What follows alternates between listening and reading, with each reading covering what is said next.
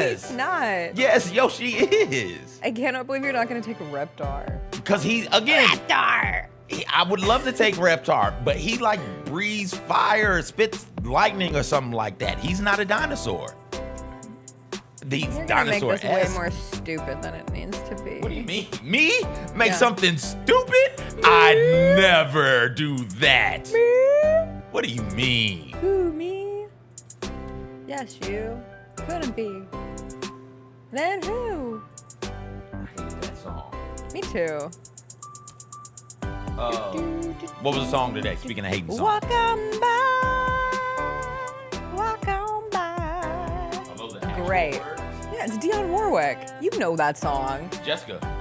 You don't know Walk On By by Dionne Warwick? Jessica. I don't know what songs you're singing most of the time because you're making up lyrics. I just had to make sure that those were the actual lyrics to the song. It is the actual lyrics to the song. You might better know it.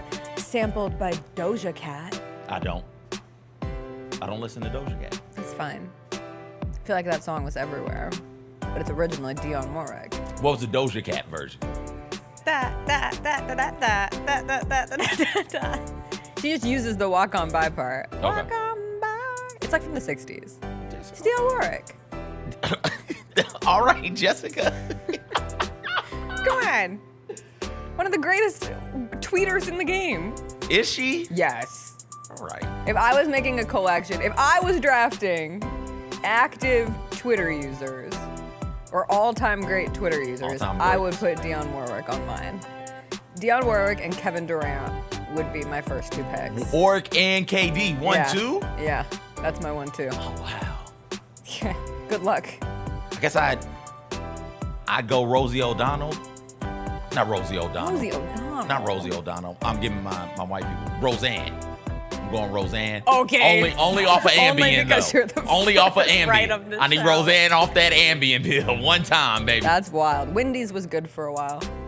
Yeah, speaking of on drugs, yes.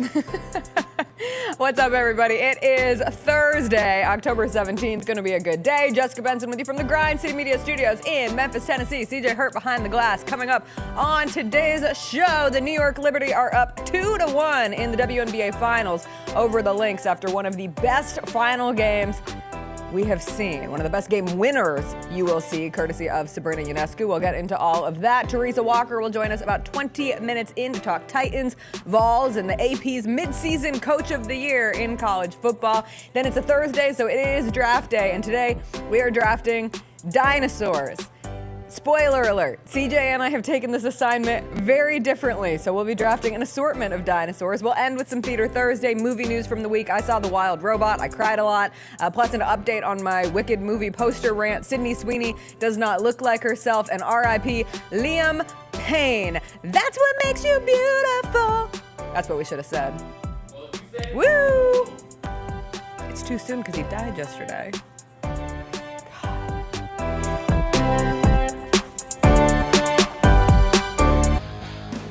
Grizzlies fans know it's the team that gives you the edge.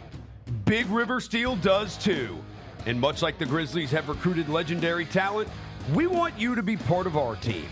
Are you ready to be part of something legendary? Then visit www.bigriversteel.com. That's www.bigriversteel.com.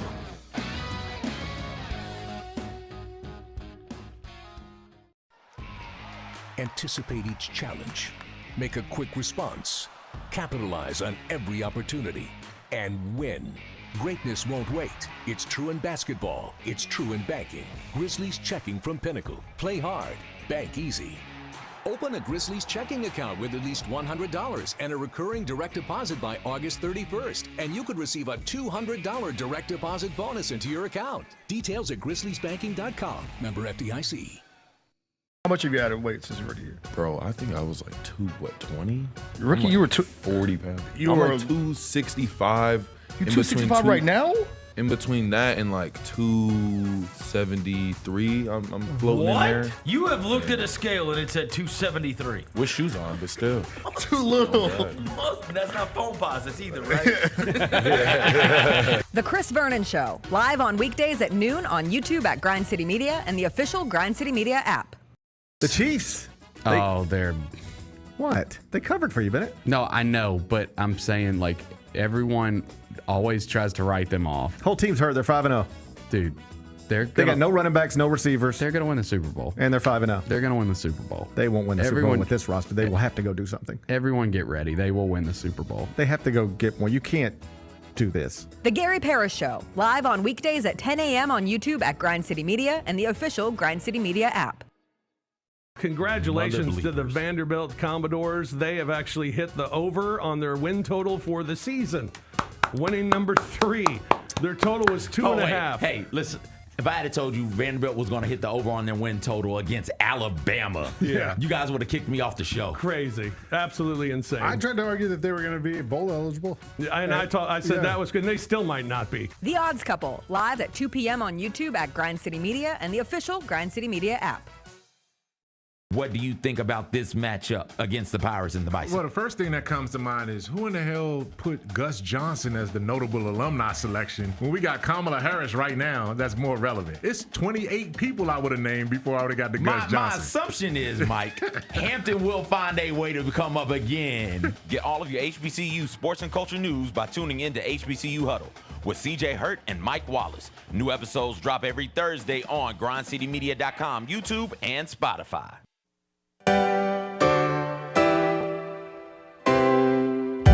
Feels great to feel the sunshine. Gotta own the day like it's all mine. Just got paid in his own time. Been working hard, I've been on the grind. I deserve this feeling, having my way. I've been on this healing. This is my day. The sun's out, let's have a little fun now. I wanna let it all out. That's what it's all about. Cause I deserve this feeling, having my way. I deserve this healing. This is my day. Grind City Media presents The Jessica Benson Show with CJ Hurt. Live from the Grind City Media Studios on YouTube at Grind City Media and the official Grind City Media app. What's up, everybody? Happy Thursday. We are making it through the week. What a night last night. CJ, you went to the Maxwell concert. I did go right to the here at Serenade FedEx tour. Forum. How was It's it? back open, baby. It was great. It was great. October London was really, really cool. Got to see him first, and then Jasmine Sullivan came out. We saw her at Memphis in May 2 years ago. She was just as good last night as she was then. The crowd was super into it. It was incredible. And then Maxwell comes out, and the crowd stays into it. The control that Maxwell and Jasmine Sullivan in October London, the control that all three of them had, not only over their material and their voices, but over the crowd also. The way they could get the crowd up, it was incredible. It was incredible. It was really, really fun to see. There were moments when it's like, yo, is Jasmine Sullivan performing or is the crowd performing? Is it Maxwell's show or is this the Memphis community show? It was so much fun, man. Were there a lot of date nights? Oh, absolutely. What an there was. epic date night. Oh, it was absolute. Did he play Cops Come Knockin'? No. That's my favorite Maxwell song Really? of all time. Yes. Okay. I love that song. All right. I had two things happening here last night that I just spaced about and would have loved to have gone to. One would have been the Serenade tour and RIP, the Serenade tour advertisement that has been running on our show for weeks and weeks and weeks. One of my all-time faves. Two, it was the Memphis Sports Hall of Fame last night. And I did some of the voiceovers for them this year, but shout out to Zach Randolph and Grind City Media's own Jarvis Greer, who was honored into the Memphis Sports Hall of Fame last night. You had Andre Turner as well, Regina Strait. It was a great class, but Zebo was there. It was fun to see Tony Allen there supporting Zebo last night. That's why he was down here. Yes. Okay. Did you run into him? I ran into Tony. Oh. He was doing very much like you're doing great, sweetie energy with Zebo in his pre-induction interview. No, I know Tony Allen. Tony Allen does not know me. He knows my face. He knows he comes up here and he sees You're me from coworkers. time to time. We, technically speaking, we Technically. are coworkers. We've almost run into each other in our cars a couple of times. Him coming in, me coming out, me coming in, him coming out. So we're leaving the Serenade tour, and the wife and her sister was also here. And they were talking about how great it was, because it was great, bopping about, and Tony Allen is parking, going to Esco. And so he looks up, he recognizes me. He's like, yo. It's like, yo.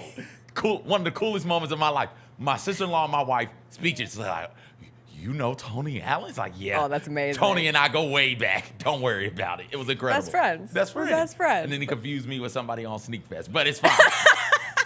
Technically, you've produced Sneak Fest Yeah. once upon a time, Yes. a few times. Yes. So yeah, you know, he's just a little off in the era. It's fine. It's cool. Like, hook me up with some shoes. Like, okay, I got you, Tony. Well, it was awesome to see, and obviously Zebo and everything that he's meant for this city.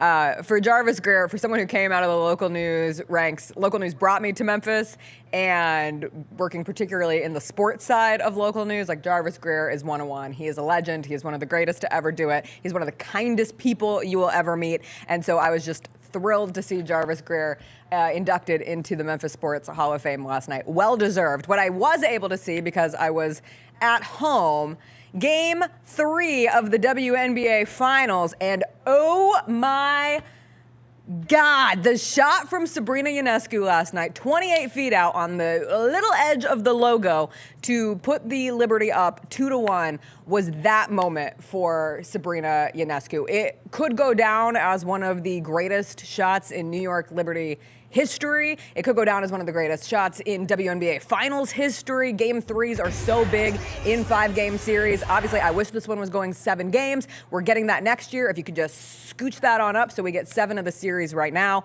But this shot from Sabrina Ionescu at the logo, tie game, the innards to pull up and take that shot in that moment, especially given she had not had the best of games. She had just missed a left corner 3 a little bit before that, and yet that was what she's built for. The step back of it, it goes in. That is the shot that I feel she has been wanting to take for her entire career. We never got to see a Sabrina Ionescu NCAA tournament moment like that. Her Oregon team was fire that year.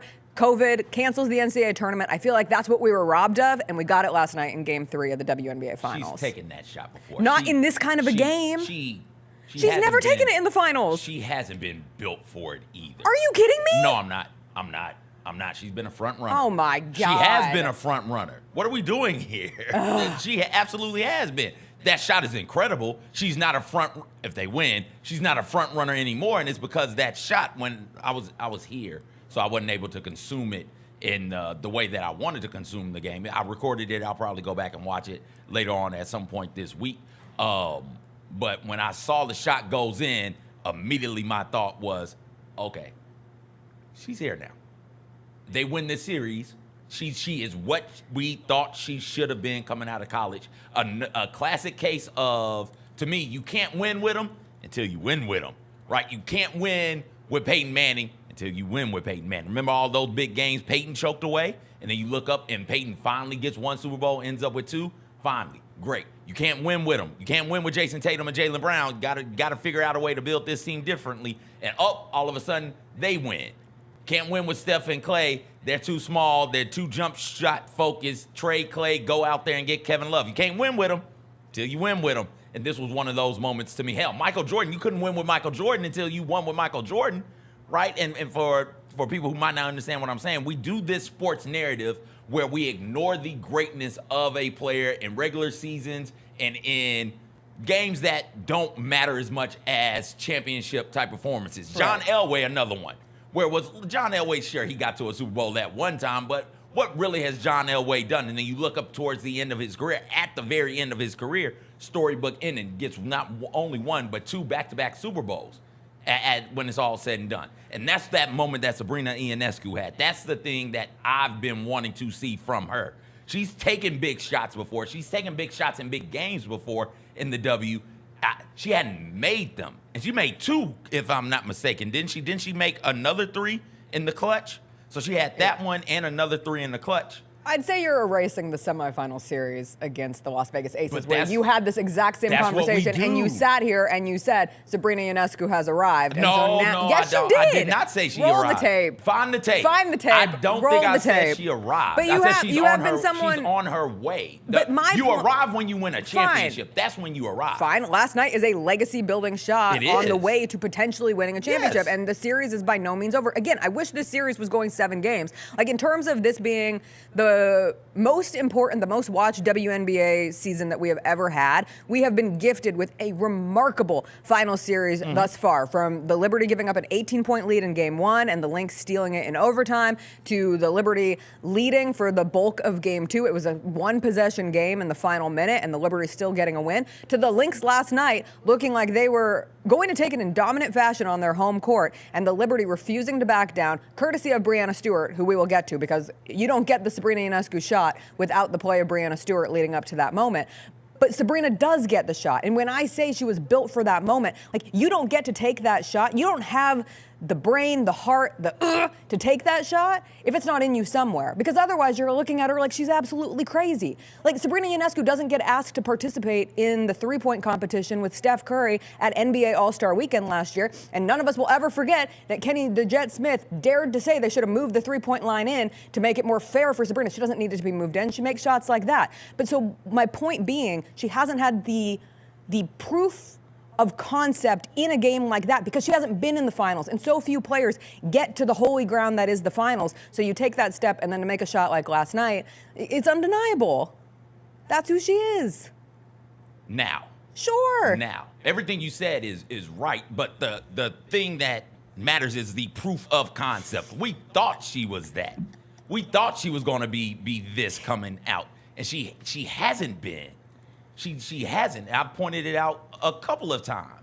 Where it's like Ionescu finds a way in big moments to vanish. And this playoff, to her credit, this playoff run, she hasn't vanished. And last night, you brought it up, it wasn't the best Ionescu game for her by any stretch of the imagination. But when the game was on the line, she didn't vanish. She didn't shrink. She didn't say, hey, I'm having a bad game. Let me just throw the ball to Stewie and go stand in the corner and hope Stewie creates something for herself.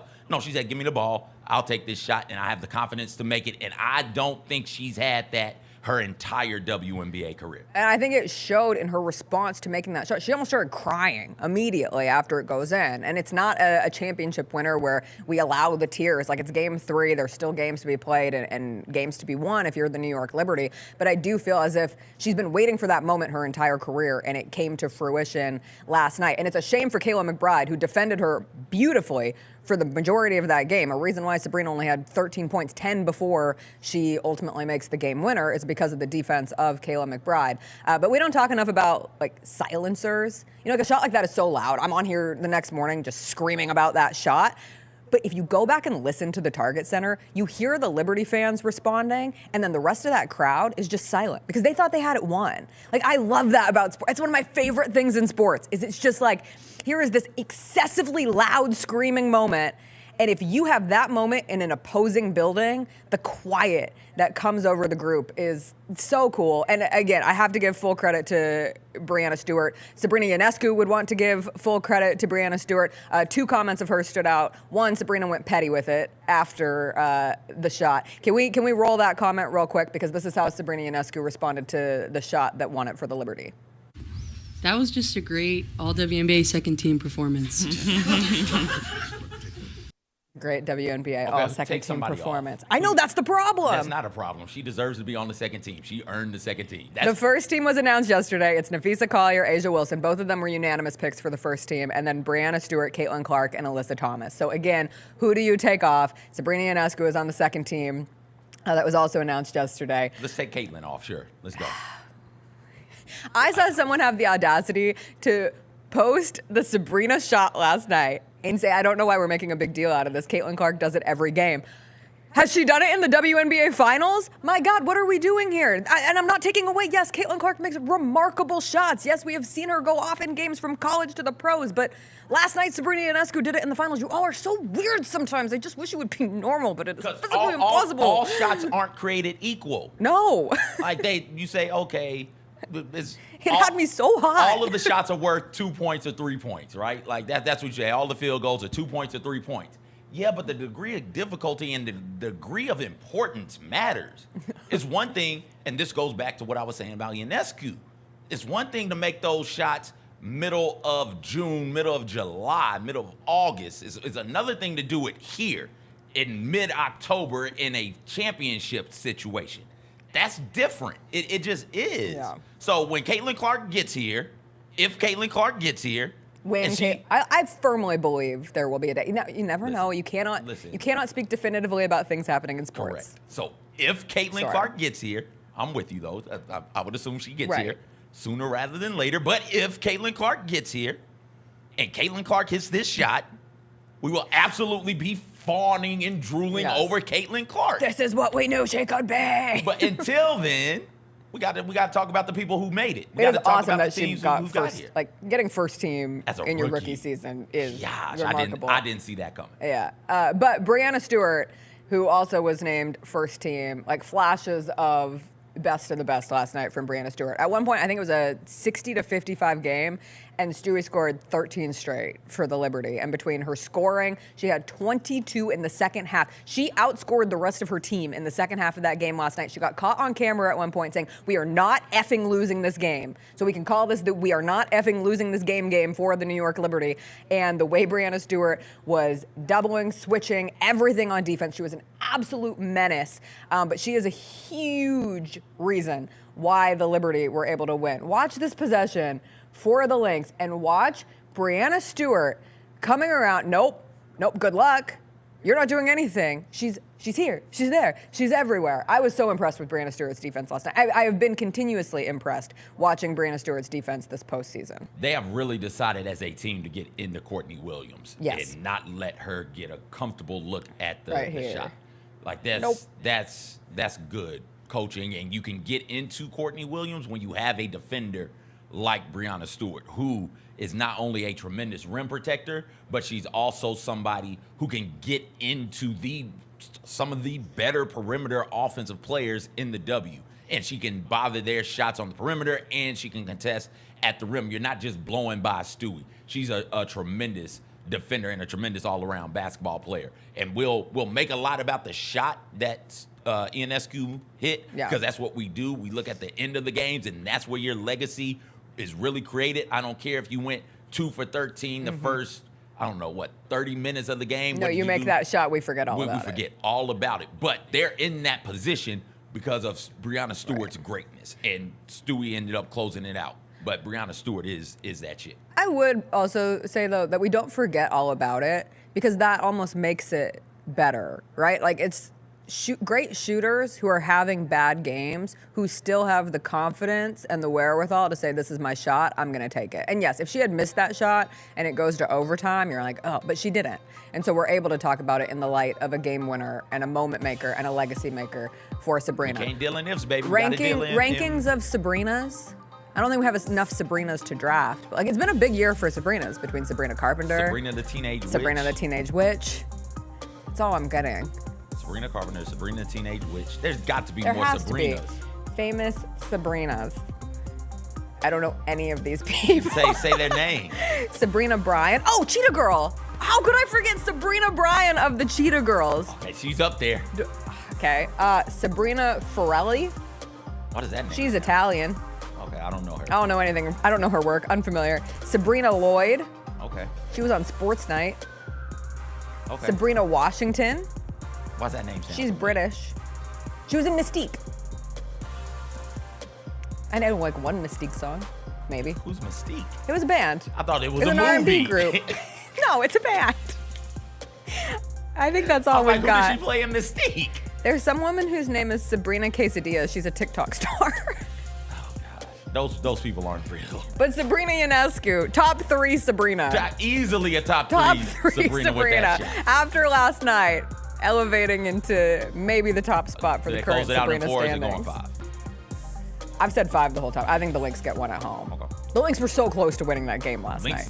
It's been a close WNBA Finals. Yes. Again, Kathy Engelbert could make a lot of people happy if she just said, you know what? We're going to go to 7 games right now. We're going to change this. We're going to give the people what they have asked for. The people have been asking for all the games to be not played at the same time every damn night. We're never going to do that, but we will give you 7 games right here, right now.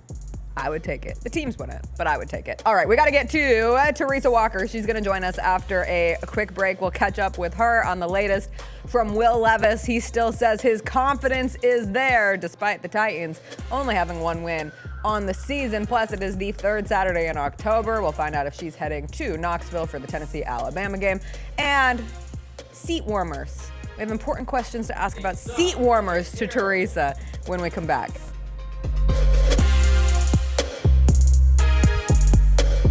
We got to talk about the best wrestling that we watched all week. You're up. I think Brunson Reed and Braun Strowman put on a 5-star match in 60 seconds. I've never seen it happen before. Brunson Reed chunks the fan at Braun. I'm like, where the hell did that dude come from? I got a tweet saying it's a good thing they're not in Memphis, or else that would have been one of the Memphis wrestling guys getting hurled. Exactly. Tune in to Grind City Wrestling weekly on the Grind City Media app and on the Grind City Media YouTube channel. Let's face it, there's a lot of trash talk in basketball, but the great teams let their performance do the talking.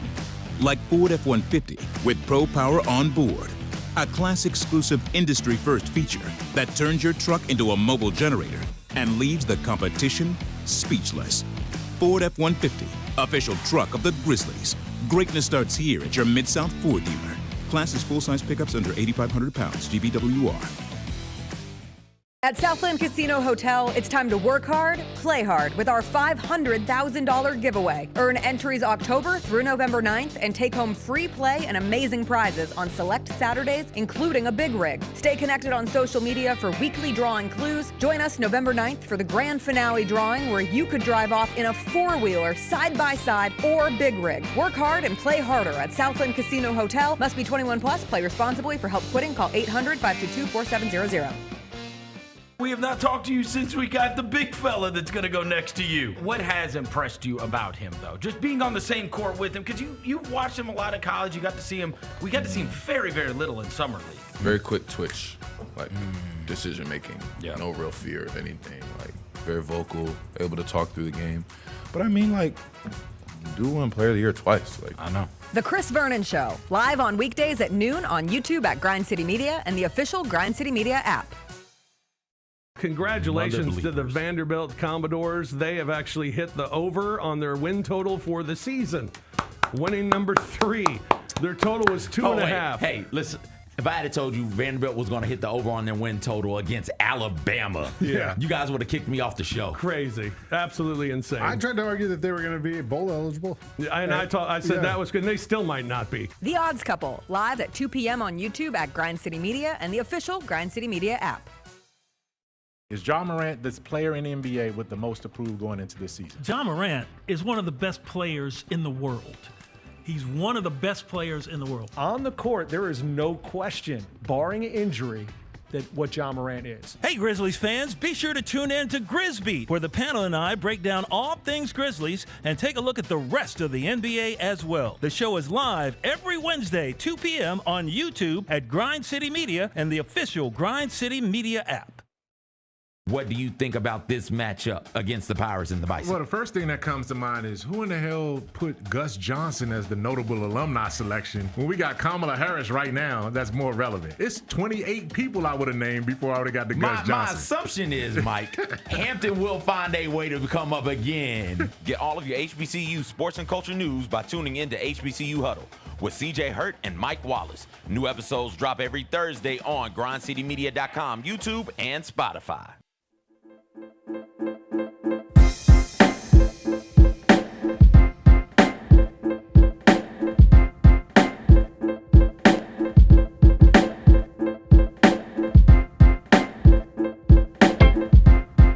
Welcome back. It is Thursday. That means it's time to connect with our forever favorite, Teresa Walker. Teresa, we were talking during the break, and I saw that the Associated Press named Vanderbilt head coach Clark Lee as their midseason coach of the year. And I have been trying to fantasize about a college game day experience at Texas Vanderbilt. Next week, Texas comes to Vanderbilt, And I'm so sad because next week's also Notre Dame Navy, and they're absolutely going to go to that, aren't they? With what Navy is doing, I think Navy is one of the undefeated service academies, right? I know Army is. They both are. And it's Notre Dame, but and it's at Navy, and they love going to Annapolis. They do, but that's the thing. For Saturday and Tennessee, at Alabama at Tennessee, they're bringing SEC Now, or whatever they call that, the SEC Network show. They're bringing that to Knoxville. So it's not like they would be going to the state of Tennessee in consecutive weeks, because Vanderbilt football is literally sitting at number 26. I thought, silly me, that, not trailing in back-to-back SEC wins for the first time since 1960.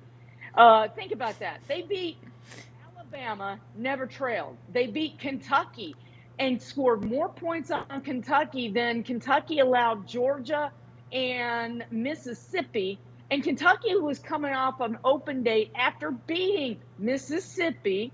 Remember all the offseason hype about come to the SIP and how we thought they were going to be. We thought that their schedule would be the problem for them contending for a playoff berth. And it turns out, no, Kentucky. And then Vanderbilt goes to Lexington, dominates the whole game essentially. And Diego Pavia gives us another moment. Coach Kublik gave him credit for not swearing on the air. So it's like it's a new world for Vanderbilt, and and they were Diego Pavia was also the top transfer, and Jess, you've been on him for forever. And I personally put Ole Miss as my most surprising team. Why? Because again, the preseason expectations for them were ridiculously off the charts, for no reason other than Lane Kiffin is one of the best hype men outside of a wrestling world, right? Yeah. And they had everybody believing that they were going to contend. Oops. And I, but my colleagues chose Vanderbilt because, let's face it, what they're doing is amazing, and what Clark Lee has done is amazing. And yes, he was the coach of the year, or coach of the mid-season point after 6 games, because they are off to their best start since 2008, and they are about to be tested because can they keep their eye on the ball? Ball State literally comes to town Saturday night, and they are a 26.5-point favorite. They handled Alcorn State. They are 7 points away, and a double overtime loss to Missouri, and letting the game at Georgia State, slip away in the final seconds from being undefeated. And it's like that Clark Lee, magician. And this is the problem with college football and college sports right now. It's the wild, wild west, baby. Nobody knows what's happening. Clark Lee, 51 players, new quarterback's coach, quarterback's offensive coordinator. Just bring them on down to Nashville, redo your team like that, and suddenly you're one of the best teams in the SEC. It's a beautiful thing. I will say, as Alien Jacob in the chat pointed out, he asked, has there ever been an unranked team to beat 2 AP number 1s in a season? So if Vanderbilt were to beat Ball State this week and Texas is able to beat Georgia this week, and let's say Vanderbilt did not get into the AP top 25, they're still flirting on the outside looking in at that point, then I think you could make a case for Texas at Vanderbilt to outweigh Notre Dame Navy. But that's just me. We have another week to get to it. Maybe we'll see how it is. You are not going to the third Saturday in October in Knoxville with the Alabama Crimson Tide coming to the Tennessee Volunteers. I was talking about this with someone yesterday, Teresa. It's been such an odd, what with both of these teams, because Tennessee's defense has been lights out awesome, and their offense has been entirely sketchy. Meanwhile, Alabama's defense has not been very good at all, and they've been carried offensively from Jalen Milroe and a couple very, very big plays. You can average at least once a game by the 17-year-old wide receiver. Did you know he's 17? Did you know? Is he 17? He's 17. Yeah. That's so bizarre.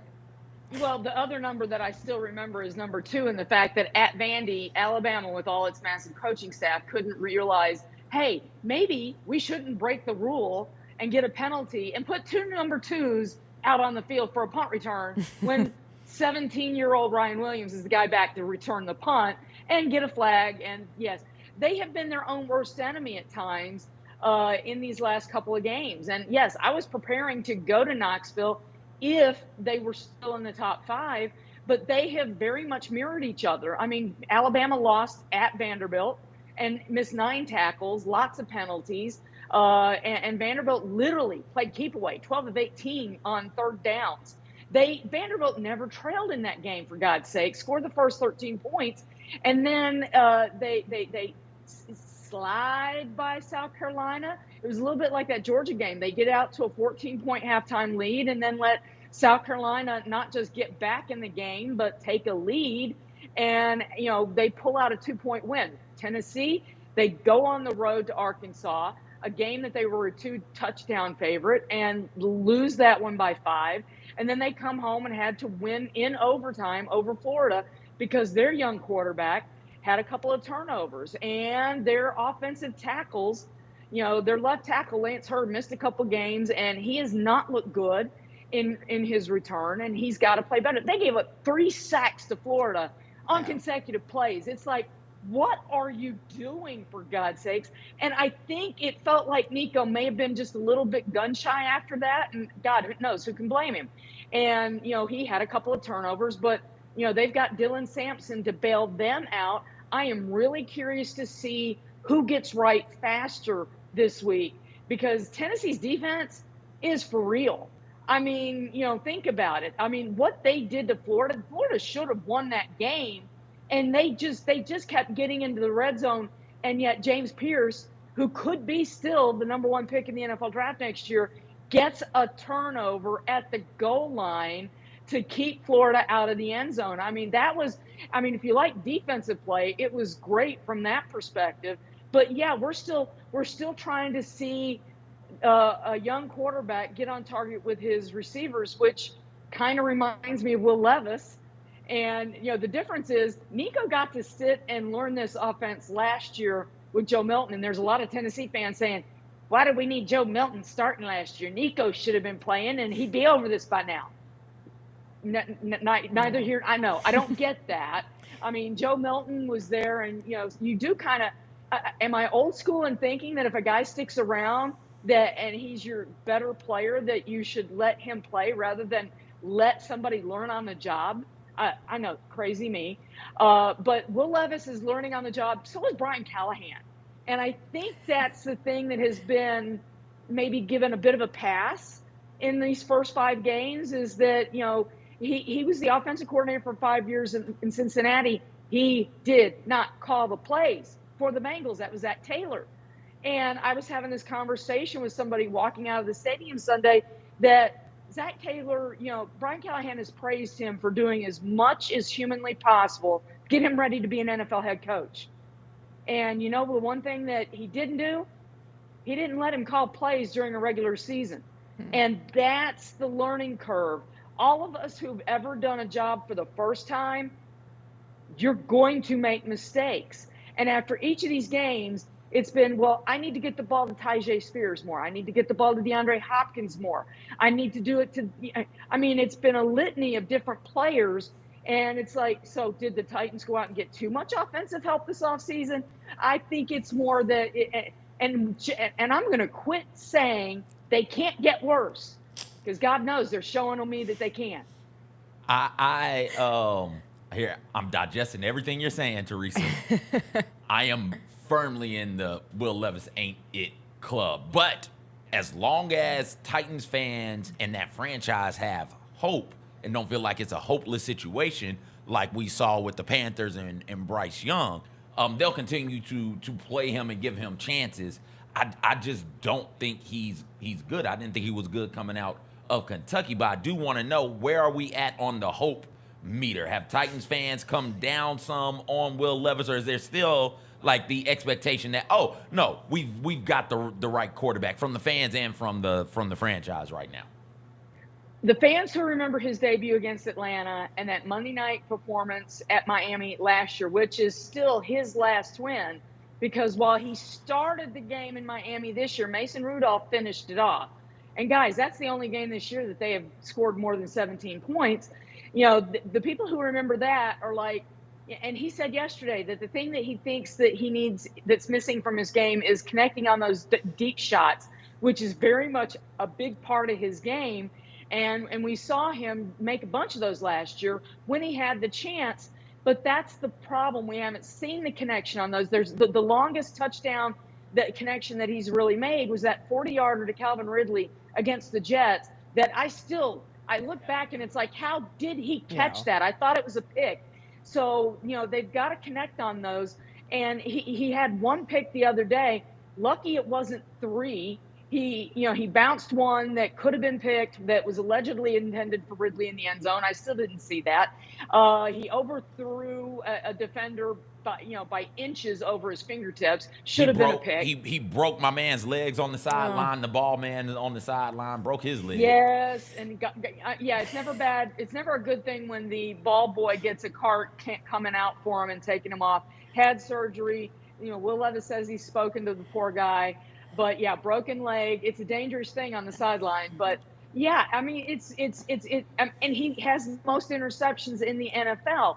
But the Titans, for now, are committed to developing him because one, they have to. They invested a 33rd pick overall in him, and they spent all this money to surround him with help. There's not a single offensive starter on the line this year who is 26 or older. So there is a young line in front of him. They just had a game where they did not allow him to be sacked.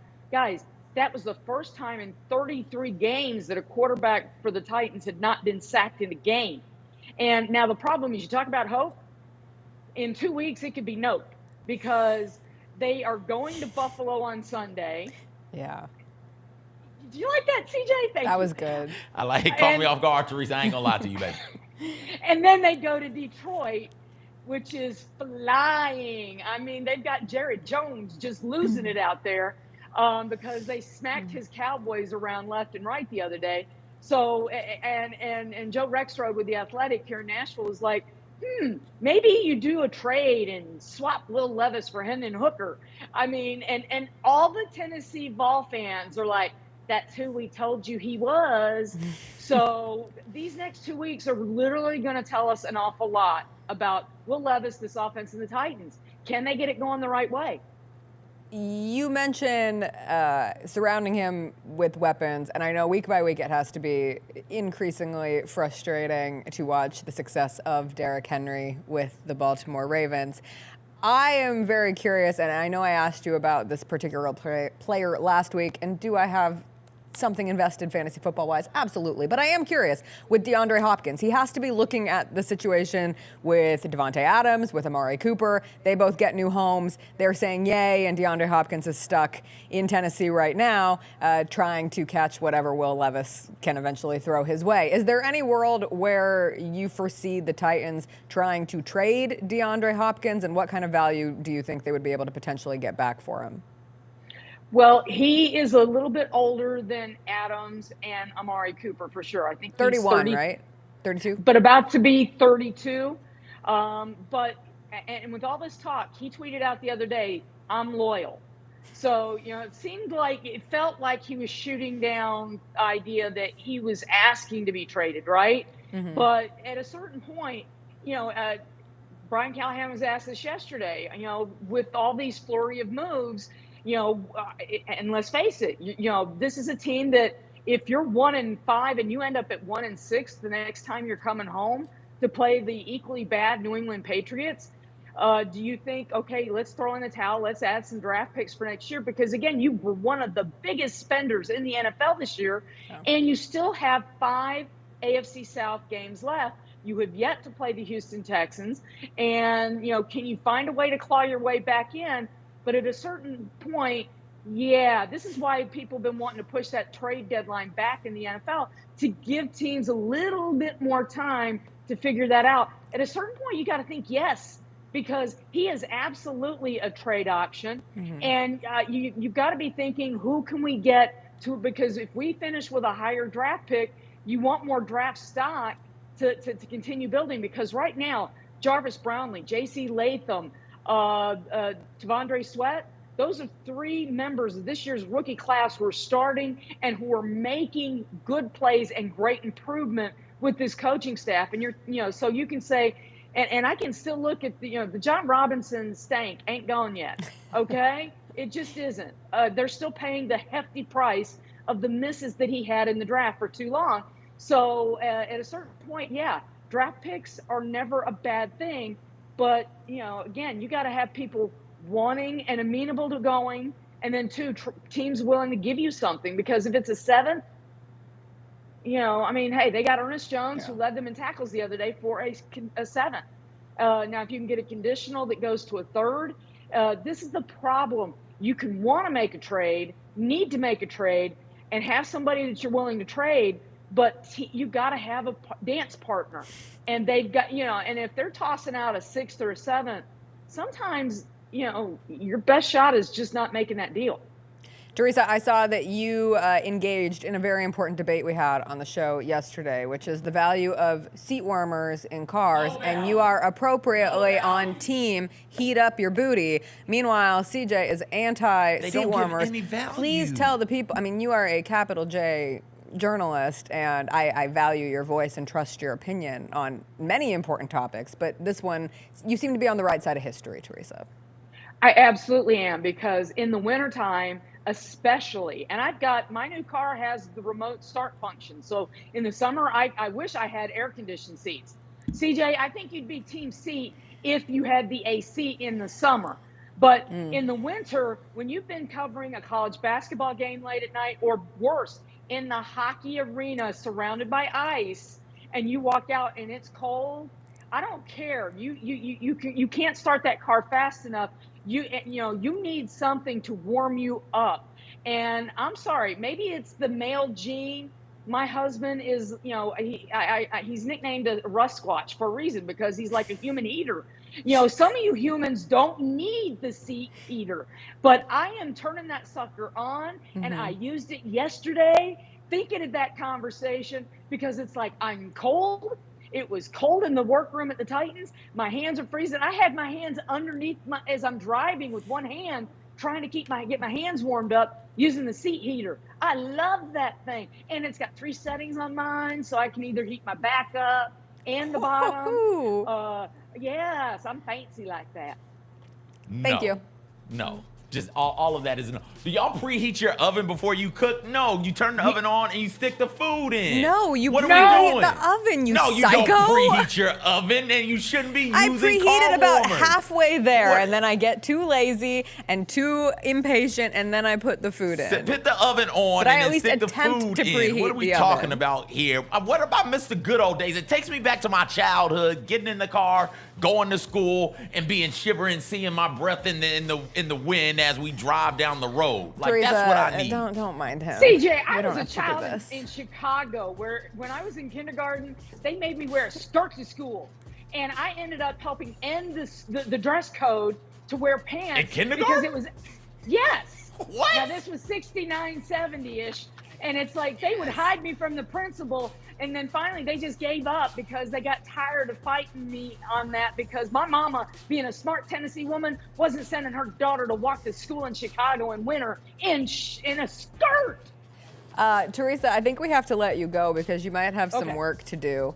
Because according to Adam Schefter, the Titans just released 3-time Pro Bowl safety Jamal Adams. Well, they put him on reserve non-football injury Saturday. We knew something was up. Brian Callahan wouldn't talk about it yesterday. He is gone. He had 1 snap in the last game he played, so there you go. Thank you. Well, we love you, Teresa. Bye.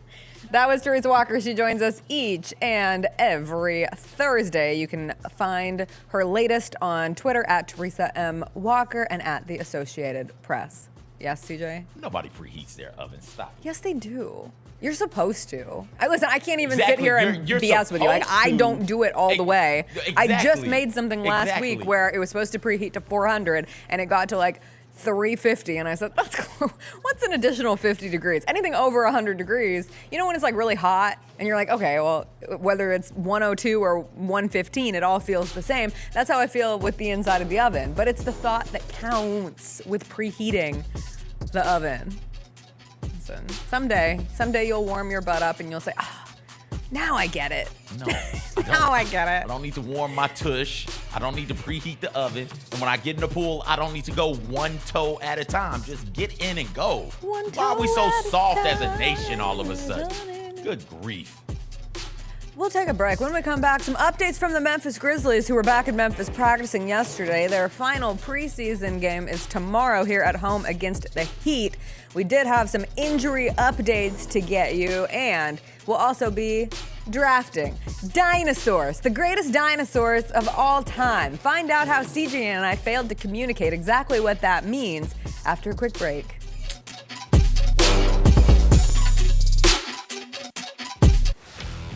Let's face it, there's a lot of trash talk in basketball, but the great teams let their performance do the talking. Like Ford F-150 with Pro Power on board, a class-exclusive industry-first feature that turns your truck into a mobile generator and leaves the competition speechless. Ford F-150, official truck of the Grizzlies. Greatness starts here at your Mid-South Ford dealer. Class is full-size pickups under 8,500 pounds, GVWR. Sonic Radio. Welcome back to Sonic RNDIO. That spells radio with me, the CIO. This just in, the new Sonic $1.99 menu lets you build a crave-worthy meal for just $1.99 an item. Whether that's a creamy shake, crispy tots, or a quarter-pound double cheeseburger. This just out. Ostriches. They're mean, not very cute, and in my opinion, way too big for a bird. Don't miss the Sonic Fun 99 menu. 5 items, always $1.99. Live free, eat Sonic. Tax not included. See menu for details. Somebody else we have not seen in a long time is Morant. Since you've seen him, does he look any different to you, or is this the same superstar Ja that we were used to? He's always getting better, so you just got to watch out for that. That's. And it's a revenge tour. Yeah. It's a revenge tour, like the world's forgotten about me. And I don't think they forgot. The Chris Vernon Show, live on weekdays at noon on YouTube at Grind City Media and the official Grind City Media app. The Chiefs. They're... What? They covered for you, Bennett. No, I know, but I'm saying, like, everyone always tries to write them off. Whole team's hurt. They're 5-0. Dude, they got no running backs, no receivers. They're going to win the Super Bowl. And they're 5-0. They're going to win the Super Bowl. They won't win the Super Bowl with this roster. They will have to go do something. Everyone get ready. They will win the Super Bowl. They have to go get one. You can't do this. The Gary Parrish Show, live on weekdays at 10 a.m. on YouTube at Grind City Media and the official Grind City Media app. Is Ja Morant the player in the NBA with the most approved going into this season? Ja Morant is one of the best players in the world. He's one of the best players in the world. On the court, there is no question, barring injury, that what Ja Morant is. Hey, Grizzlies fans, be sure to tune in to Grizz, where the panel and I break down all things Grizzlies and take a look at the rest of the NBA as well. The show is live every Wednesday, 2 p.m. on YouTube at Grind City Media and the official Grind City Media app. What do you think about this matchup against the Pirates and the Bison? Well, the first thing that comes to mind is who in the hell put Gus Johnson as the notable alumni selection when we got Kamala Harris right now that's more relevant? It's 28 people I would have named before I would have got the Gus Johnson. My assumption is, Mike, Hampton will find a way to come up again. Get all of your HBCU sports and culture news by tuning in to HBCU Huddle with CJ Hurt and Mike Wallace. New episodes drop every Thursday on grindcitymedia.com, YouTube, and Spotify. We got to talk about the best wrestling that we watched all week. You're up. I think Bronson Reed and Braun Strowman put on a 5-star match in 60 seconds. I've never seen it happen before. Bronson Reed chunks the fan at Braun. I'm like, where the hell did that dude come from? I got a tweet saying it's a good thing they're not in Memphis, or else that would have been one of the Memphis wrestling guys getting hurled. Exactly. Tune in to Grind City Wrestling weekly on the Grind City Media app and on the Grind City Media YouTube channel.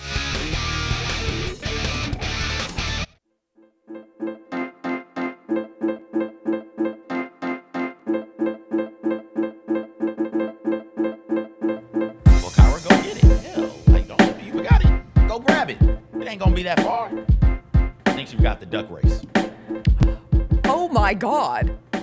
Kyra, you weren't supposed to we were no. trying to trick her, Kyra. Oh no. You weren't supposed to let her see it. Oh. That's the new logo. Since when? And why? Since now. And how? Since forever. Where was this photo taken of you? In some dude's basement. Listen. He was real kind. He was like, hey, come down, I'll take some photos of you. I just want to say. He gave me something to drink, and then I woke up, I don't remember what much. You're my dear friend. Dear friend? That looks like the cover of a romance novel. Throw it back up. No, it doesn't. There should be a horse or a dinosaur. It does not. Your pose is very uncomfortable. What's wrong with the pose? Why are you holding your belly like that? Well, they told me to. The guy told me to in his basement. A child? Yes. He was like, look at your belly lovingly. And so I did. Oh, God, this should be illegal in so many different ways. Throw it back up, No, Kyra. don't throw it back up. Throw it back up. No. What do you mean you can't throw it back up anymore? Who's telling you no more? Kyra's been shut down. Nobody's telling you no more. Nobody's down there yet. Down. Who's that? What do you mean? I got it approved. Regular Jacob. But it should have been one time, though. One time for a quick flash. What if they accidentally rolled that, like they did our ad in FedEx Forum during a game, and then it was like, the Jessica Benson Show with CJ Hurt. That and would it's just all of you. That would make me so happy. That should be what we're going to do. And we're going to talk about this at lunch. Because we're going to start collecting moments of the year. Oh, I love that. And we're going to add them gradually to our title card. Oh, fantastic. Every year. Good stuff. Yeah. That's Thanks. what we're going to do. We have a very important work lunch today. Yeah, very, very, to talk about things like that. Yeah, exactly. Very, very important. When they go to write it off, just make sure you put that at the top of the list of the things that we were discussing. Can I see it one more time? I want to take a picture of it. We have to talk about the Grizzlies for a hot second. They were back yesterday. Good news. Yes, they are. Good news, bad news. We always have play shirts and skins. That's all that good was. News, bad shirts news. John Jaren progressing well. Everything's on track for them to be ready for the season opener. They'll practice today and see how they're feeling in regards to tomorrow's preseason finale against the Miami Heat. However, Luke Kennard is also dealing with some foot soreness after Monday's game against the Pacers. They are getting that evaluated. There's a chance he can miss a little time. Taylor Jenkins yesterday said he did not know the timeline. Like, are we just in a sick, constant circle of here's some good injury news, but you know what? There's one other one that we've got to get to before we're out of this thing. It never ends. I understand that that's sports. Like, I just saw the Thunder are going to be without Isaiah Hartenstein for a couple of weeks as he had a small injury. There's a ton of injuries around the NBA. Luka just came back to practice yesterday. It's a very common that Paul George had the booty injury. Jessica, I'm sorry. It's all over my timeline. That thing was popping. Come on.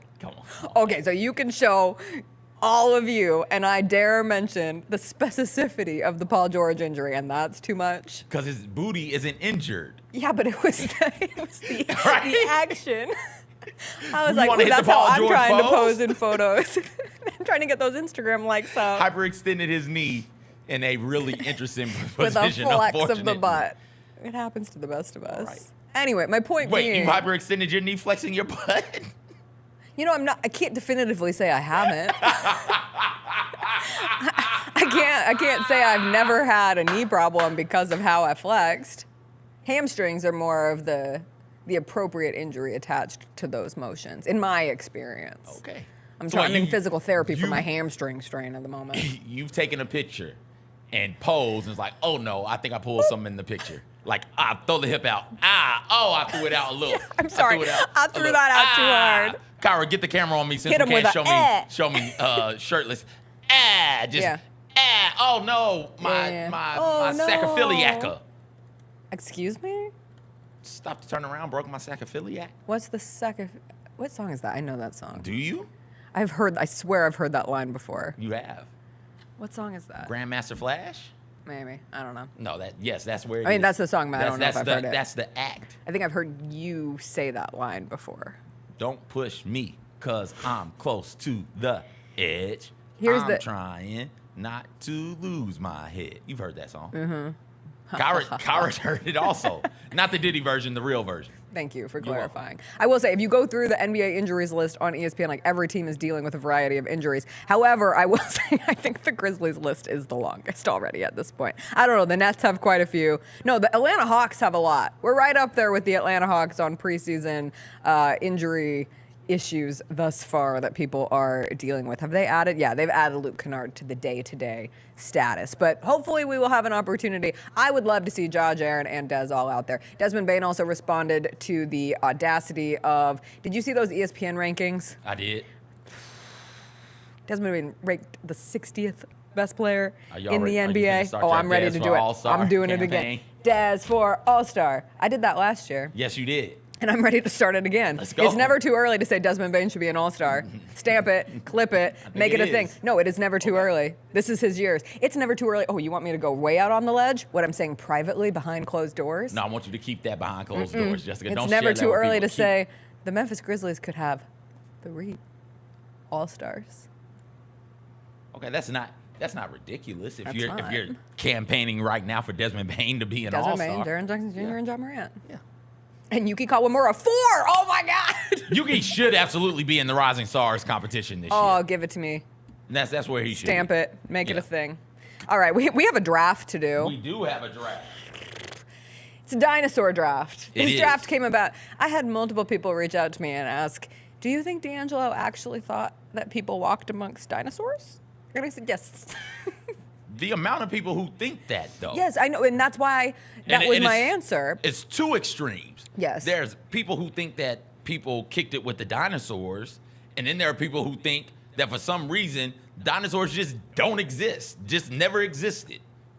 Yeah. Like and then it's a small number of regular people like myself on the right side of things, the most right, the furthest right side of things, who knows dinosaurs existed and people did not live at the same time as dinosaurs, because I'm right. A cool 65 mil later. At Just least. a little bit of At time. least. Just a snap, and then the people were there, but not at the same time. But alas, we are drafting dinosaurs. CJ and I did learn that we tackled this draft a little differently as we were preparing for it. I took the literal approach. I thought we were drafting types of dinosaurs, as in, I am a paleontologist. Here are my favorite dinosaurs of the bones that have been put back together to give us a glimpse of what did exist in prehistoric times as dinosaurs roamed the earth. CJ did famous dinosaurs.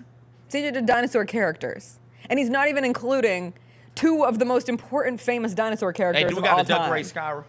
If we And got it a makes duck me race, angry. We can run with it. Who are the dinosaurs? Reptar? Not a dinosaur. And Yoshi. Not a dinosaur. Yes, they are. They're monsters, Ooh. Jessica. Why is your duck black? It's Batman. I'm Batman. Well, why is my duck? Let's go. Coming in. Woo! I mean, this is fine because we're drafting entirely different things. It is. Number 1 overall. My favorite dinosaur of all time. Okay.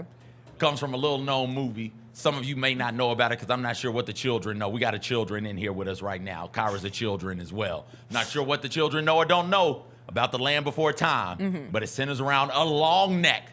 That long neck name is Littlefoot. Give me Littlefoot.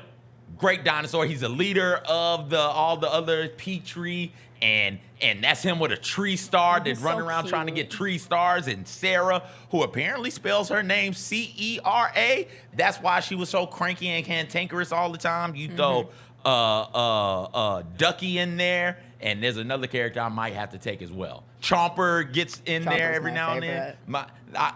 I got a favorite character. Littlefoot is the best character, but my favorite character I expect to be able to get. Give me Littlefoot. Congrats. Thank you. Littlefoot's a great pick It in your is. alternate Damn reality. right in your fake dinosaur draft, I'm because you don't sorry. believe in real I'm sorry. dinosaurs. Is Littlefoot not a Apatosaurus? It is an Apatosaurus. Okay. Thank you for getting that right. People often mistake him as a Brontosaurus, but he is an Apatosaurus. Give me with the first pick. I'm not gonna try to be anything other than what I am. Give me a Velociraptors. Give me a Velociraptor. It's so cute and so scary. That's I'm not sorry. a real Velociraptor. That's not a chicken. That's not a a real Velociraptor. Yes, it is. Velociraptor. And specifically the blue Velociraptor because he's got ice in his veins. The blue Velociraptor from Jurassic Park is not a real Velociraptor. Yes, they are. Are they? Yes, blue Velociraptors are not just a part of Jurassic World. They are. Are you sure? They are real. They are intelligent predators who track your every move, and they come after you, and they look so cute. It's like, oh, can I pet? And then it's like, and obviously they make the greatest sound of all the dinosaurs. Give me a Velociraptor. There we go. Thank you. Velociraptor with my number 1 pick. I can't take this draft seriously. You're It's okay. Give me your next pick. You're the one drafting real fake dinosaurs. My next pick. Oh my gosh. Give me Dino from the Flintstones.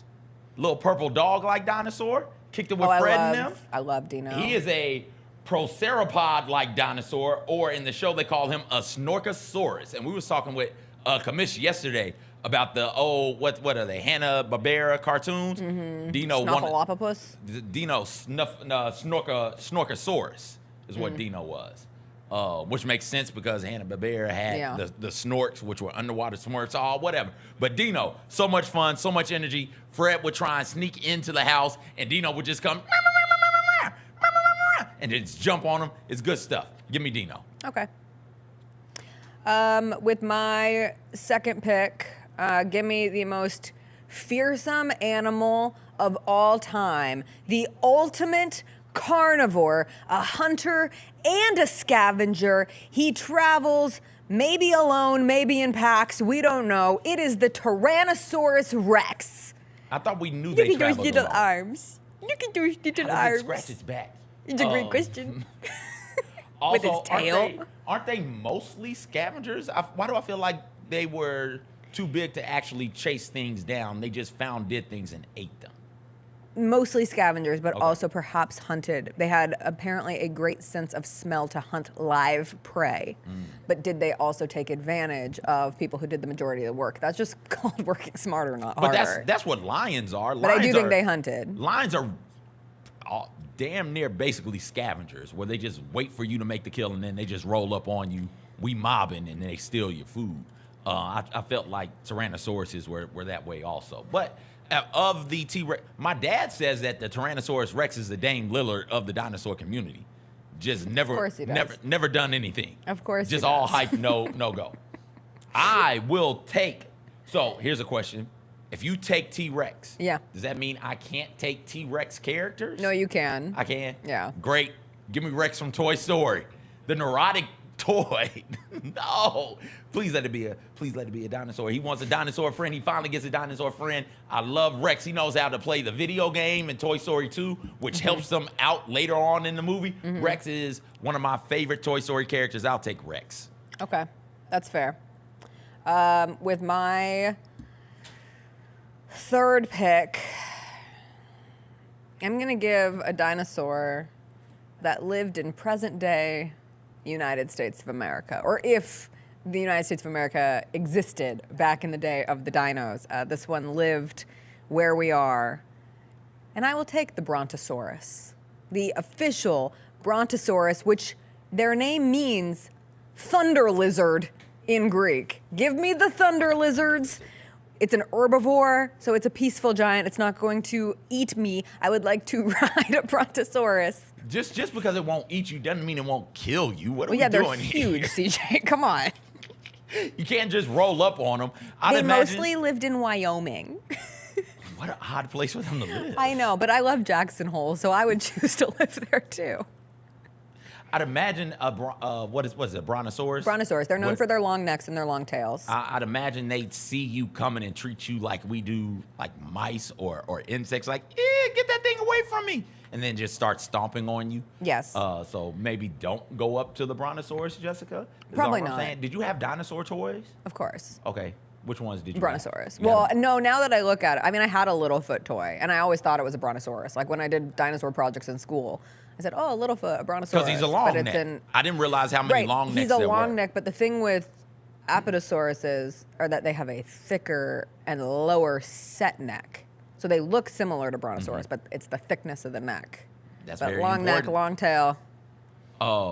Yeah, my brother had a Brontosaurus, and that was one of his favorite, or did I? No, I had the Brontosaurus toy. That was my favorite. He had a Triceratops. Okay. Let me get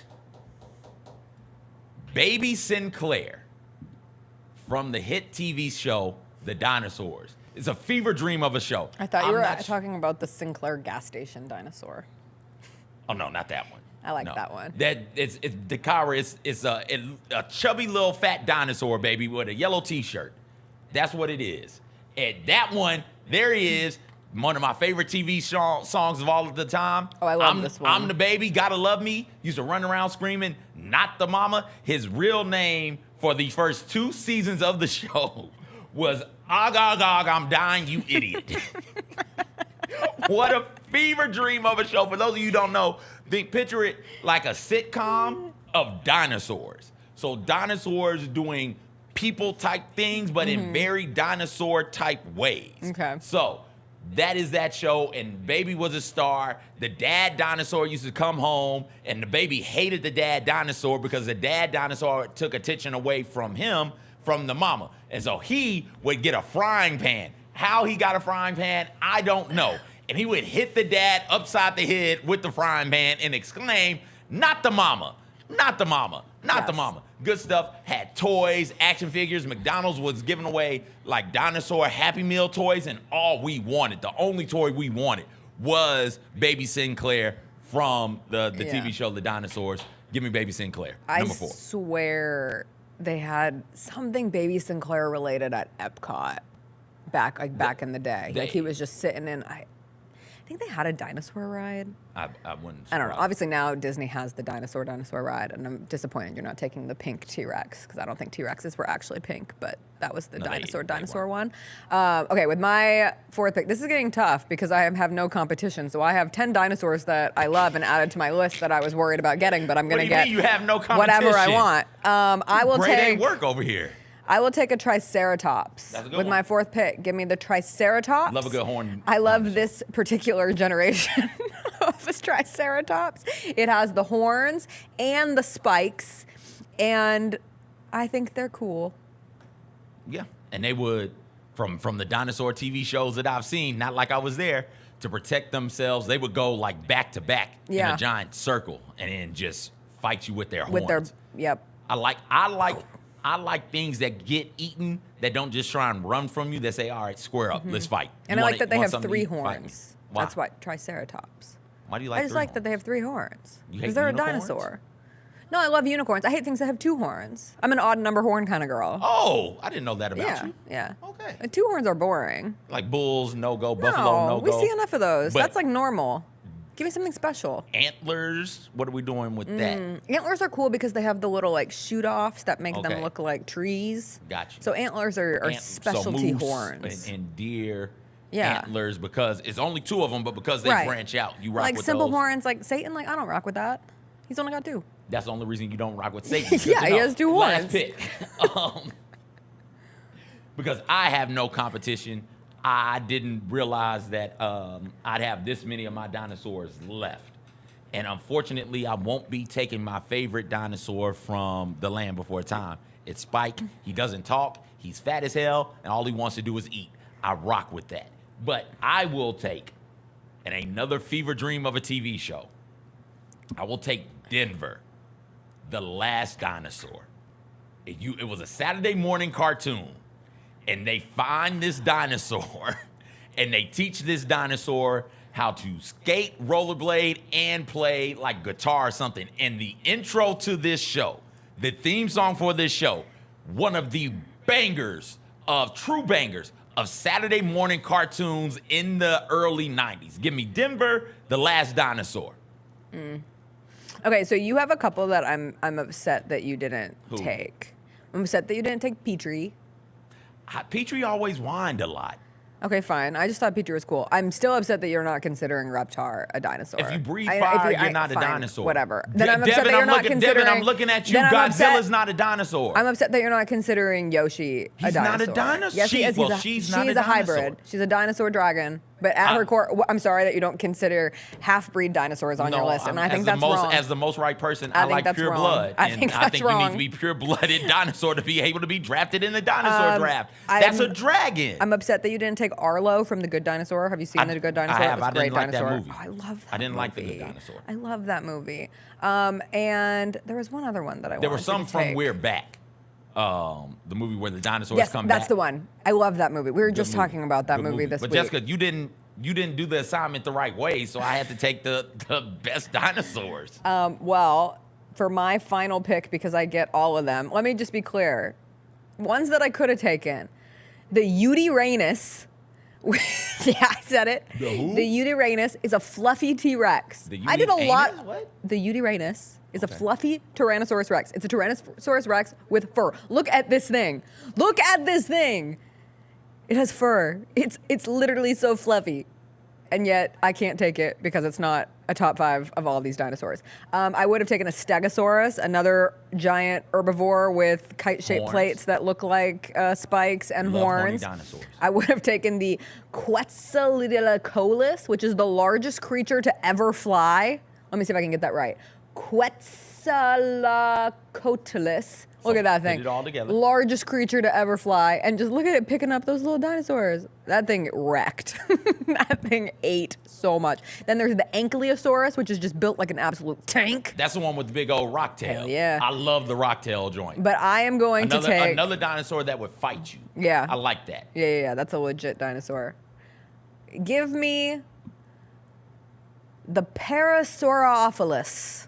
What's that? It's the one that looks like a duck. It's got like the duck bill. It's a duck dinosaur. Ducky? Yeah. Oh, okay. Ducky.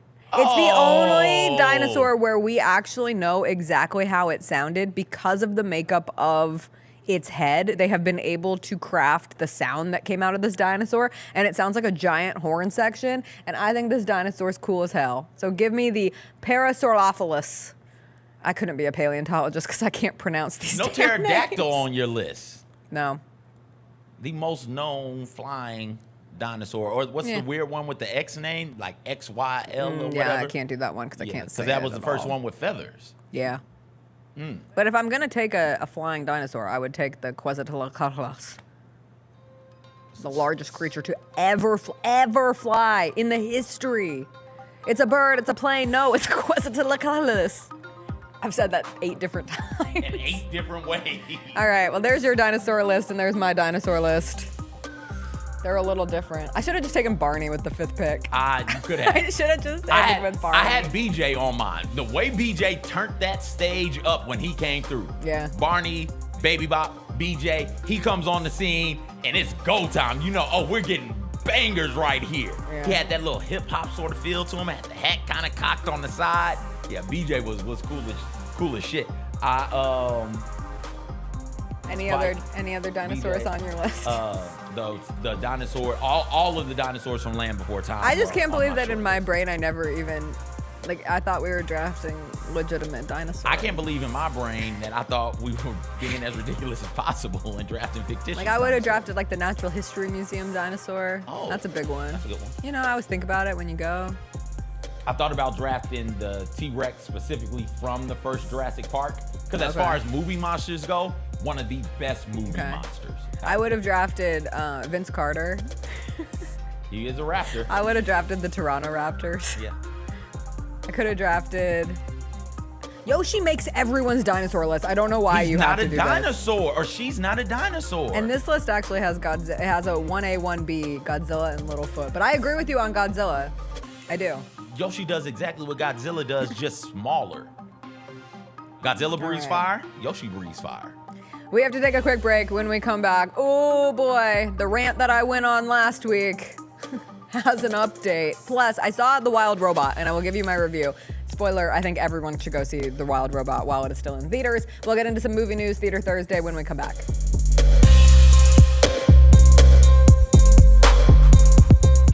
When it's all on the line, you turn to the strong, the stable, the unwavering. To those with a history of raising their performance, to meet the moment. It's true in basketball. It's true in banking. Grizzlies Checking from Pinnacle. Play hard. Bank easy. Open a Grizzlies checking account with at least $100 and a recurring direct deposit by August 31st, and you could receive a $200 direct deposit bonus into your account. Details at grizzliesbanking.com. Member FDIC. Justin Timberlake. I'm bringing sexy back. The Forget Tomorrow World Tour. Live in Memphis. Justin Timberlake. FedEx Forum, Saturday, November 23rd. Get tickets now at livenation.com. The brand new single Selfish is available to stream and download now. If I get jealous, I can't help it. For more, hit up justintimberlake.com. The Chiefs. They're... What? They covered for you, Bennett. No, I know, but I'm saying, everyone always tries to write them off. Whole team's hurt. They're 5-0. Dude, They got no running backs, no receivers. They're going to win the Super Bowl. And they're 5-0. They're going to win the Super Bowl. They won't win the Super Bowl with this roster. They will have to go do something. Everyone get ready. They will win the Super Bowl. They have to go get one. You can't do this. The Gary Parrish Show, live on weekdays at 10 a.m. on YouTube at Grind City Media and the official Grind City Media app. Congratulations to the Vanderbilt Commodores. They have actually hit the over on their win total for the season, winning number 3. Their total was 2.5. Hey, listen. If I had told you Vanderbilt was going to hit the over on their win total against Alabama, you guys would have kicked me off the show. Crazy. Absolutely insane. I tried to argue that they were going to be bowl eligible.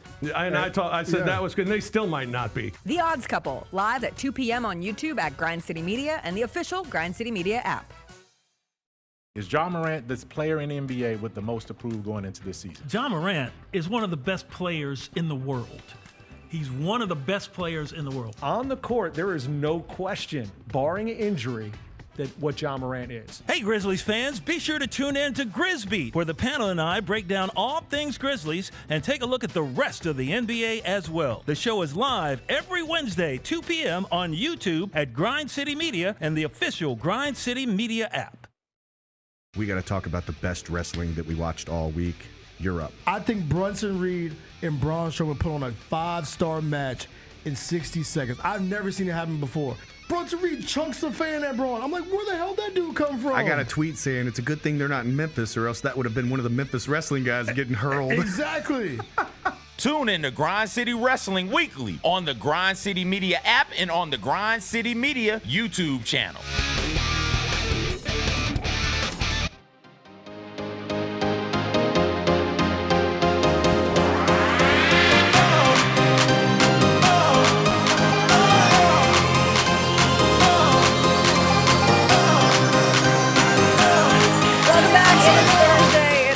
Friday. It is time for a little Theater Thursday movie news from the week. I will start with non-movie news, although I did once upon a time see a One Direction concert live in a movie theater, a recording of a One Direction concert. Liam Payne died yesterday, and that was one of those celebrity deaths that zapped me out of like everything that I was doing. I could not believe that Liam Payne, at the age of 31, died after falling from the 3rd floor of his Argentina hotel. There are a lot of stories, a lot of witness accounts going about. Police are still investigating the cause of death, but witnesses say that he was acting super erratic in the lobby of the hotel, had been trying to get to the pool, seemed to be under the influence. Again, nothing has been confirmed, and then fell from the 3rd floor of his hotel. TMZ, shameful. If you open the TMZ article, they show literal pictures of this man's body. Not the whole thing, but there's like no warning, no anything, just pictures of his tats and him on the ground. But it's one of those complicated things, CJ, where like, you know when someone dies, but they've been going through, like you've learned that they're not a very good person. And then they pass like really quick after that. Like I think that's kind of how people have had to process this. My fellow 1D fans, big One Direction fans, have had to process the fact that like within the last 2 weeks, there have been all these stories from his ex and her having some pretty like horrendous abuse allegations towards him. So much so as a podcast came out like 2 days ago where she talked about how he would use like death as a manipulation for her, like say like I'm gonna kill myself or I'm gonna die and then you're gonna be sad that all this happened to me, and now he's dead, and it's just caused like a really icky way to process this death. But you can also go back and be like, wow, this was someone who was a part of a band who many of us fawned over for years and years and years, and now he's dead and he was 31, and that's really sad. But it's been tough. It's been a tough not couple days, 24 hours. Yeah, at 31, you died at 31, you hadn't gotten a chance to right wrongs, you know, and it's a very anti-abuse. Don't like that part of it. Don't like the thought of somebody going through that or putting somebody else through that. But we've seen people who were that way find themselves, get the help they need to not be that way anymore. Like the story continues. It's supposed to continue at 31. That's not how you're supposed to go out. And for him to pass away at that age before what before his story had fully begun, certainly before it finished in a much better place than where it is now. That's really, really sad. Thoughts and prayers as always to the family and friends of Mr. Payne. And now the One Direction reunion is going to be at his funeral, and that's just a very sad thing. Are they going? I thought they had beef. Yeah, but I would imagine they would still go to his funeral. For what? I don't know. Do you go to the funerals of people you got beef They were with? friends at one time. You got friends at one time. If they died, are you going to their funeral? Depends on the friend. So, And it depends on where it is. I'm not going to. I don't have the money. They're all very rich. They could fly easily to a funeral. What a question. Yeah, I don't go to the funerals of people I love dearly. I'm I was done gonna with say. funerals. But certainly nobody I kind of lukewarm on. I'm not doing that. I think they're public enough too that it would be expected for them to go to the funeral, but maybe not. Is it expected? I don't know.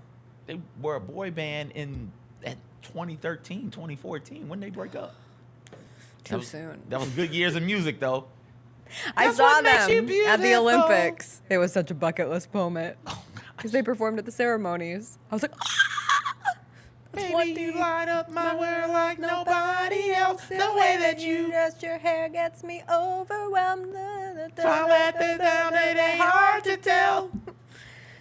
Wow, that was beautiful. I like getting you started now and then just stopping. Just and waiting and seeing how long I can go with the go. lyrics. In movie news, I did see The Wild Robot, which is an animated movie that is out right now that has not exactly crushed at the box office, but every person I know who's seen The Wild Robot has said, you have to go see The Wild Robot, and now I will echo that same sentiment. It's so good. It is just a really great, sweet animated movie with a simple story. It is so simply done. It is characters who have needs and goals, and they lay it out, and there's no trickery happening. It is just a beautiful story of a robot that gets left in a wild environment, and that robot's relationship that forms with a small goose, a gosling, and how that robot acts Wally. as. It has big Wally energy Wally. to it. Wally got the roach friend. Yeah, but this is a cute little duck, and oh my god, the baby goose in those moments is so cute. The robot is voiced by Lupita Nyong'o. Pedro Pascal is one of the voices as well. The little duck is done by Kit Connor. It has a great cast. Stephanie Zhu is in it. Mark Hamill's in it. Catherine O'Hara's in it. Suddenly, you will be in the middle of this movie, and I swear, if you go see this, this will happen to you, because it happened to every person who was in the theater. You will start uncontrollably sobbing. Man, woman, adult, child. I don't think you can watch this movie without crying aggressively. I've heard from a lot of people who said, oh, I cried during the trailer, so I'll absolutely be crying in the movie. And you will. You will. I think you would even like it, Curmudgeon CJ. I like movies. I know. I like animated And you like movies. animated movies. Yeah. It's nothing, some people are calling it the best animated movie ever. I think that might be Okay, calm it a down. little much. Calm it down. Slow your roll. Lion King is still out Slow there. your What are roll. we Toy doing? Story, still out there. Come on now. But it is very, very, very good. Have you watched any movies lately? I watched Babes. When Oh, we talked about Babes, I don't know, right around the summertime, right before summertime hit, and it was like, okay, this is a movie that I'm really excited to see. Wasn't able to catch it in theaters. It got on to Hulu maybe 2 weeks ago, and I finally had a moment to sit down and enjoy a movie, and hot damn, that movie's good. That's a great movie. That's one of the best movies I've seen this year, and I really, really enjoyed it. There's one critique, and only one, but I don't want to say it because I don't want to spoil it for anybody who plans on watching it. But I thought it was charming, witty, and funny in the best possible ways. I enjoyed it very, very much. There were moments I'm laying down on my couch, and there are moments in the movie where I sit up because I'm laughing so hard and need to catch my breath. It's that funny of a movie. I enjoyed it a lot.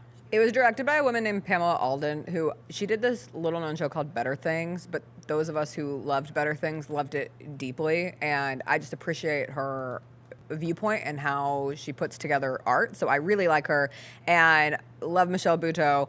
Also, Alana Glazer having her whole moment right now with Broad City taking off on TikTok. As I've said, I am going to start Broad City. I think I might start it to day.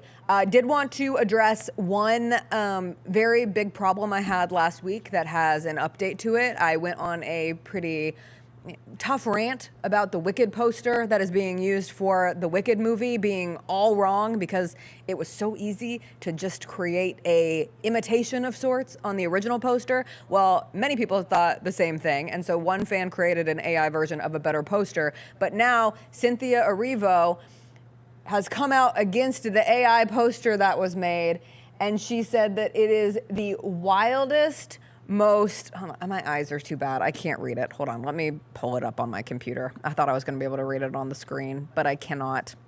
One momento. CJ.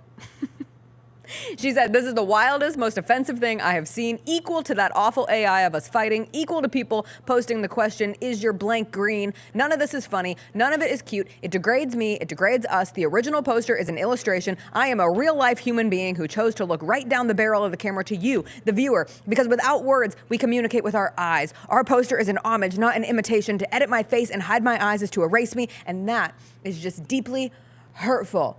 To which I respond, I forgot. Cynthia Erivo. She's a real one. She's a real diva. This is not her first rodeo. She is that. One of the most talented people you're ever going to find. But this response does not surprise me. This response is insane. This response is absolutely insane. The most offensive thing you've ever seen. They put a hat down. They put some red lipstick on. The most offensive thing you've ever seen? This is why in school theater kids got wedgies all the damn time. God. We treated y'all like weirdos. This is why. This is because you guys do this so overdramatic about a poster that isn't even real. Right? Like, what are you talking about? Okay, if you want to do an homage, don't do it. Don't do an homage anymore.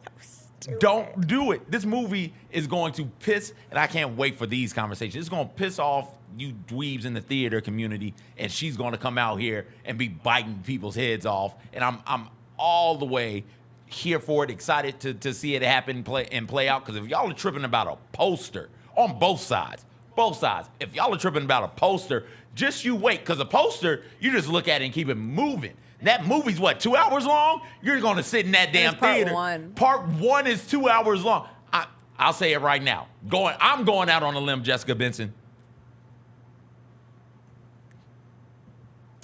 There'll be so much backlash, they won't do a part two.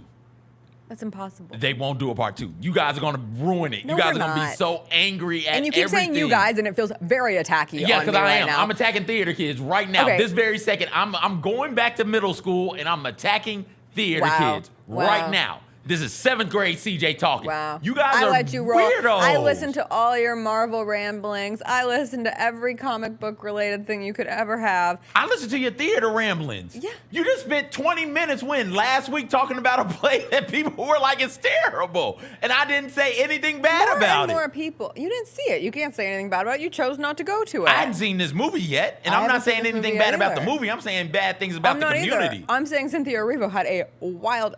Listen, it was one AI poster. Like, chill. I've completely forgot. This is lore. This is the lore I share. This is me being deep in the community, being able to share these stories. Share 'em.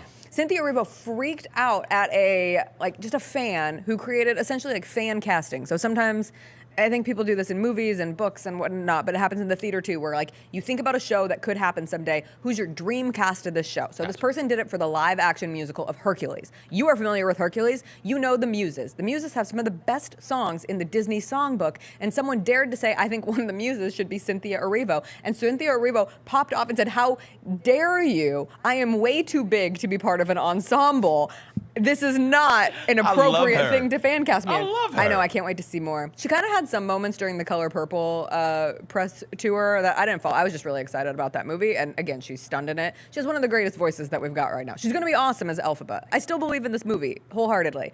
I just love watching the absolute insanity that circulates around it. I can't believe a poster has you guys this up in arms. I got over it. I said one thing on the show. You said one thing. I said that was one a 12-minute segment. rant. Yeah, we have to film 90 minutes of content every day, CJ. What do you expect? No, you were excited about that 12 minutes, I was. though. You came into work with the flame torch. You're like, yo, I don't know what the hell we're doing for most of this show, but I know I got 12 minutes on this damn poster. Let's get into it. It cracks me That up. reaction is insane. All right. Last but not least. Do you which poster do you prefer? I just think they should have used the original. I just think it's really stupid. Like you have Which a one? great. Gotta pick you one have an now. icon. Take a side. Oh no, And I take the side. Give me the AI one. Give me Then the you- AI one. They moved clip it- Ariana Grande's clip it hand up, and at and the I don't homie. want to make this a thing because like Cynthia Erivo, I get like say what it is. Your ego wants to be on the poster, and I understand you're playing this iconic role. You want it to be known, like this is me. I am Alphabet. This is my role. You put the hat down, you don't get to see you. But if you want, you can even move like Ariana's hand up more, so you have no idea it's her face too. I don't care. You just had a great poster, and get rid of the font. I already described. I hate the font. Is the font the same in the AI They poster? didn't use the font in the AI poster. Okay. I will stand on the side of don't pay homage to any of this. You got to make it completely and totally different because in paying homage, it allows for people who with that nostalgia factor That's to say, yeah, true. it's not as good. You bring It's up not a as fair good. point. So you got to do it different. When you're And right, when you're doing it, as the most right, you're right. Jessica, thank you for coming on the side of rightness. When you're doing the poster, you got to find a different way to do the poster. All right. Last but not least, Sydney Sweeney's playing Christy Martin in a biopic. I had no idea this movie was happening.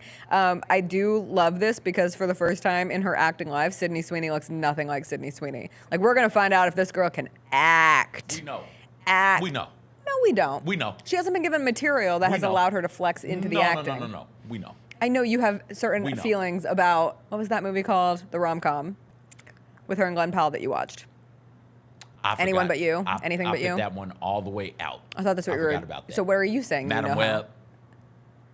Oh yeah, she was in Madam Web. Okay, but Madam Web is one of the worst movies of the ever. Madam Web. We were talking about worst superhero movies of all time, and I forgot to mention Madam Web last week. So forgive me.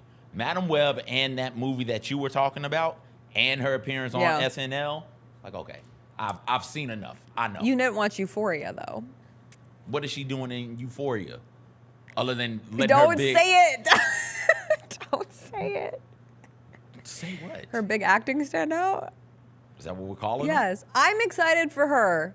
She gets to train. We see the picture. That was the first time that we saw her. She's got some muscle going. They're going to talk excessively about how did you transform your body for this role. I also am fascinated by Christy Martin's story. Like the source, the material is good. It's meaty. Like not only is she responsible for basically like legitimatizing women in boxing, like her husband tried to kill her. The story's nuts.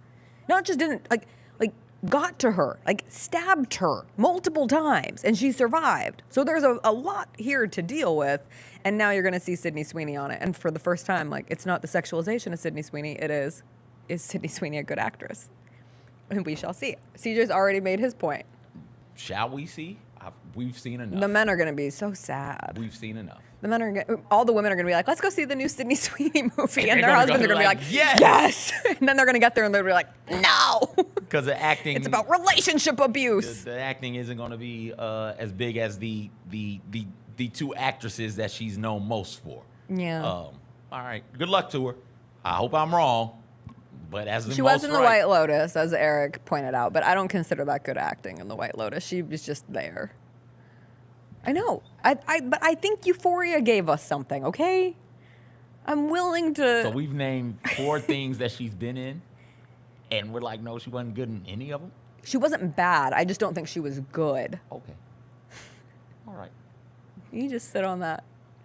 Hey, are you excited for Broncos Steelers tonight? Bo Nix, primetime Thursday night football. How do we end up Sign with me this? up. I'd rather watch a Sydney Sweeney movie. Well, Put her in a burlap sack and put her on the movie screen. I'd rather watch that than watch Bo Nix quarterback a team. are we going to see Russell Wilson? I hope. I hope now. You put me in a real weird spot. I don't like. I put you in a I weird don't like spot. bidding on this cape, man. Cape for us. I don't like doing Let's ride. it. Steelers country. Steelers country. Let's ride. Let's go. I think it's insane. I understand if Mike Tomlin and Russell Wilson had like a little hoo-hoo, spin on the handshake, make it legit. But otherwise, you have a quarterback. 4 other games have been road games, and they're 4-2. And Justin Fields has been solid. Not 4-2 because of Justin Fields. He has helped. He's been solid. Oh my Russell God. Wilson can come in and be Well, solid. Russell also. Wilson, they just want Russ. This is what it is. It's a TV show. The scriptwriters call for it. They just want Russell Wilson to come in against the Broncos. That's all they want. Maybe Against We'll Sean find out. Payton on a This is Thursday a good night. defense. You give Russ 2 great defenses. You give Russ two games, Russ. Figure this out. And if after 2 games it's not looking good, you go back to Justin Fields. It ain't like you can't go back to him.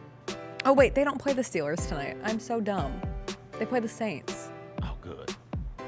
I was like, why aren't more people talking about Russell Wilson coming back against And I just Because rolled they're with playing it the also. damn Saints. Yeah, that was a test you failed. This isn't the first or most important test I've ever failed. They're playing the damn Saints. Ew, what? That makes that game even stinkier. Is Taysom Hill back? I'm not sure, but it's still Spencer Rattler. Carr's not back. Rashid Shaheed had a random surgery. Chris Olave's out. I'm playing that Broncos defense everywhere. We'll be back tomorrow. It'll be a Friday. Lang Whitaker will join us. It'll be the last Grizzlies preseason game of the season, and then we'll get to talk about the real season for the Memphis Grizzlies. Lang will be here. We'll do our and we'll see you then. Have a great day, everyone. Bye. You got to pull up Denver, the Last Dinosaur theme song. I'll pull it up.